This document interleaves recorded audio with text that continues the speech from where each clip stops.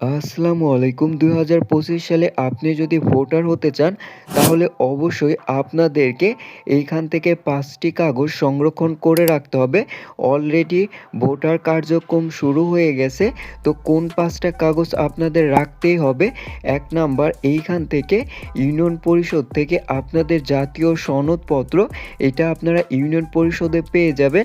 সেখান থেকে অবশ্যই এটার একটি ফটোকপি নিয়ে নিবেন এবং দ্বিতীয়বারে আপনাদের শিক্ষাগত যোগ্যতার জন্য আপনাদের যে সার্টিফিকেট আছে সেটা হতে পারে এইচএসসি, জিএসসি বা যে কোনো সার্টিফিকেটের অবশ্যই ফটোকপি রাখবেন এবং ৩য় নাম্বারে আপনাদের বাসা বাড়ির যে কারেন্ট বিল অথবা গ্যাস বিলের যে কাগজটা আছে অবশ্যই সেটার একটি ফটোকপি আপনারা রাখবেন এবং এইখান থেকে আমাদের ৪র্থ নাম্বারে যে ডকুমেন্টটা লাগবে তা হচ্ছে এইখান থেকে আপনাদের বাবা-মার বা আত্মীয়-স্বজনের এনআইডি কার্ডের একটি ফটোকপি আপনাদেরকে রাখতে হবে এবং ৫ নাম্বারে যে বিষয়টা রাখতে হবে সেটা হচ্ছে সবথেকে গুরুত্বপূর্ণ একটি বিষয়।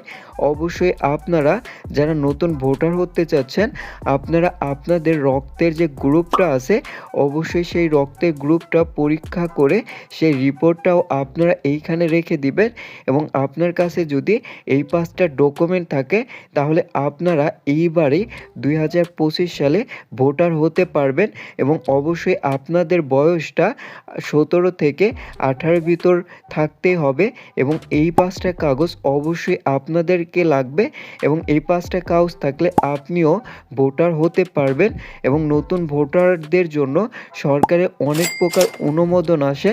সেগুলো যদি আপনি মিস করতে না চান তাহলে আপনি যে কাজটা করবেন অবশ্যই ভিডিওতে লাইক করে আমাদের চ্যানেলটা সাবস্ক্রাইব করে আমাদের সাথেই থাকবেন। ধন্যবাদ।